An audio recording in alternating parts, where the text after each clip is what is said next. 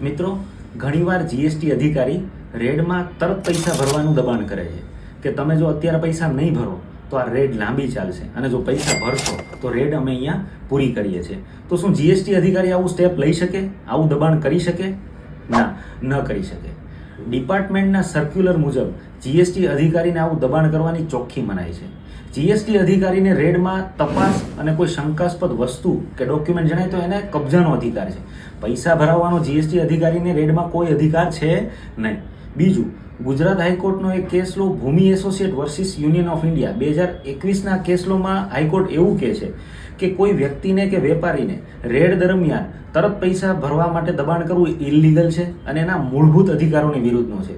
આવી કોઈ રિકવરી જો જીએસટી અધિકારીએ કરી હોય ને તો એનો રિફંડ આપવો જોઈએ. અને જો આવી પરિસ્થિતિ તમારે ઊભી થાય તો એનો વિરોધ કરવો જોઈએ, પૈસા ભરવાની ના પાડવી જોઈએ અને નોટિસની માંગણી કરવી જોઈએ.